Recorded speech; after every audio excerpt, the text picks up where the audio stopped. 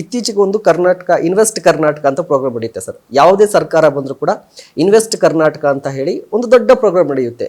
ನಿಜವಾಗ್ಲೂ ರಾಜ್ಯಕ್ಕೆ ಇದರಿಂದ ಹೆಲ್ಪ್ ಆಗ್ತಾ ಇದೆಯಾ ಇನ್ವೆಸ್ಟ್ ಕರ್ನಾಟಕ? ಅದು ನನಗೆ ಅನಿಸ್ತಾ ಇದೆ ಇದು ಬೂಟಾಟಿಕೆ. ಯಾಕಂದರೆ ನನಗೆ ಗೊತ್ತಿದೆ, ಯಡಿಯೂರಪ್ಪ ಸರ್ಕಾರ ಇರುವಾಗ 2010ನಲ್ಲಿ ಮತ್ತು 2012ನಲ್ಲಿ ಕೂಡ ಇದೇ ಥರ ಗ್ಲೋಬಲ್ ಇನ್ವೆಸ್ಟ್ಮೆಂಟ್ ಮಾಡಿದ್ರು.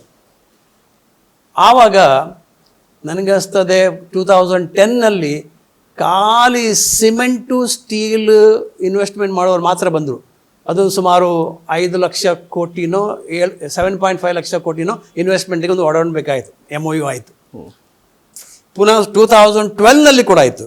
2012 ಕೂಡ ITESಗೆ ಇನ್ವೆಸ್ಟ್ಮೆಂಟ್ ಮಾಡೋರು ಕೂಡ ಬಂದರು. ಆವಾಗ ಅದರಲ್ಲಿ ಇಂಪ್ಲಿಮೆಂಟ್ ಆಗಿರೋದು ಇವತ್ತು ತನಕ ಖಾಲಿ 6%. ಆದರೆ ಇವಾಗ 2025ನಲ್ಲಿ ಮಾಡಿದರು, ಅದು 10 ಲಕ್ಷದ 10.7 lakhs crores ಬರುತ್ತೆ ಅಂದ್ಬಿಟ್ಟು MOU ಮಾಡಿದ್ದಾರೆ ಅಂತ ಹೇಳಿ ಪಬ್ಲಿಷ್ ಮಾಡಿದ್ರು. ಆದರೆ ಇವಾಗ 10.7 ಲಕ್ಷ ಕೋಟಿ ಇನ್ವೆಸ್ಟ್ಮೆಂಟ್ ಏನು ಒಡಂಬಡಿಕೆ ಆಗಿದೆಯೋ MOU ಆಗಿದೆಯೋ ಅದರಲ್ಲಿ ಇನ್ವೆಸ್ಟ್ಮೆಂಟ್ ಎಷ್ಟು ಬರುತ್ತೆ ಕಾದು ನೋಡಬೇಕು. ಆದರೆ ಈಗ ಇರುವ ಸರ್ಕಾರದ ಒಂದು ಅಳವಡಿಕೆ ಇದೆಯಲ್ಲ, ಅದು ಇವಾಗ ಯಾವ ಅಧಿಕಾರಿ ಹತ್ರ ಹೋಗಿ ನೀವು ಕೆಲಸ ಆಗಲ್ಲ.